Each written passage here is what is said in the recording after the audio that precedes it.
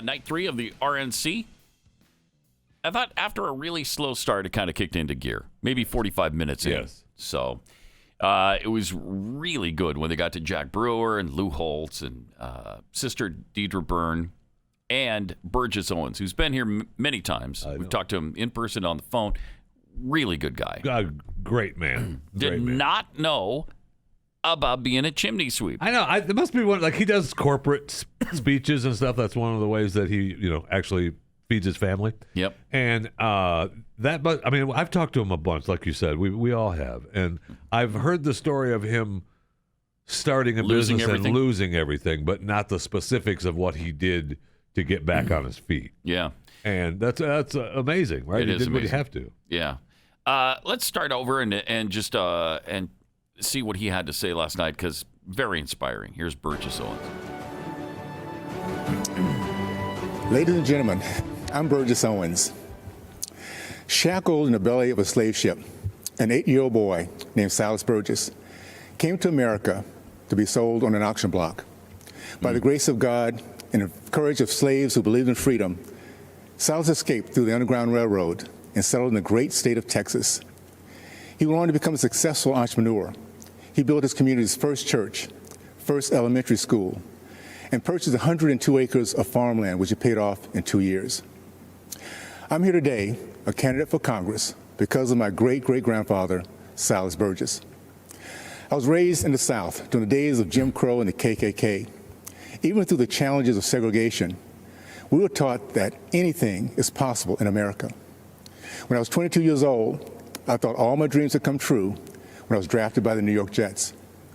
10 years later, with a Pro Bowl nod and a Super Bowl championship under my belt, I left the NFL to start a business. I thought I could never fail, but years later I did, and I lost everything. As I moved my family of 6 into a one-bedroom basement apartment in Brooklyn, New York, wow, I had a choice to make: to feel sorry for myself or get to work. Which did you do? I worked as a chimney sweep during the day and a security guard at night. It was humbling to be recognized cleaning a chimney by someone who once cheered me as an NFL fan. Seriously. But those hard days would pay off, and eventually I started a rewarding career in the corporate world. We live in a country where we're encouraged to dream big, where second chances are at the core of our American DNA. We don't hear that same message from Nancy Pelosi's Congress. That's for sure. Career politicians, elitists, and even a former bartender want us to believe it's impossible. They want us to believe that what I did, what my great-great-grandfather did, is impossible for ordinary Americans. Yep. As patriots, how insulting we know is better. that? Pause it for a second. How insulting is that, by the way? Thank you. That, they've done it, but you can't do it. You can't do it. You're pathetic and you're being held down. You're a victim. Right. Acknowledge that fact that you're a victim. Wallow in the fact that you're a victim. Burgess didn't. And look at him. Look at him. Plus, he got super successful, lost it all, then got super successful all over again. That's an amazing country where that can happen. That sure is. And by the way, he didn't have white privilege. I don't know if you're aware of that. Wait. Did not have white privilege. No. So it's an amazing story. What if he didn't realize it? I mean, he just didn't know it, and he had it. That he didn't know that he had white privilege, but he did. We're led to believe that even you're a racist, even if you don't know that you're a racist. Right. So That's true. do you have white privilege? True. Maybe. Even if you don't know you have white privilege. That's possible. That's their belief. Yeah. I mean, that's their belief, right? Yep. So he had it.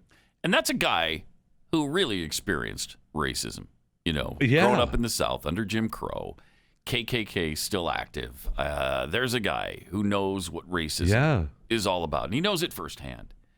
Lori D called a while ago and talking about how racist it is in Milwaukee, in the suburbs there. This is a northern town, right? I mean, I grew up in a northern town in Michigan as well, and segregated, absolutely segregated.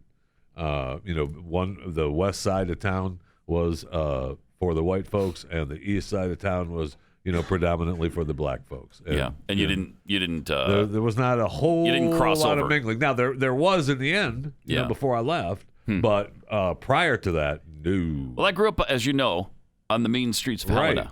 And that's where the west side of town was white, and the east side of town was white. What about? But the north side of town was white, and the south side of town was white. What about but right in the middle, right in the heart of the city, downtown district. Downtown. The actual main streets. You're talking in the urban area of Helena, Montana. White. It was white. So you actually lived it. I lived it. You lived it. I know of what I speak. I lived it. White people everywhere you go. It was horrifying.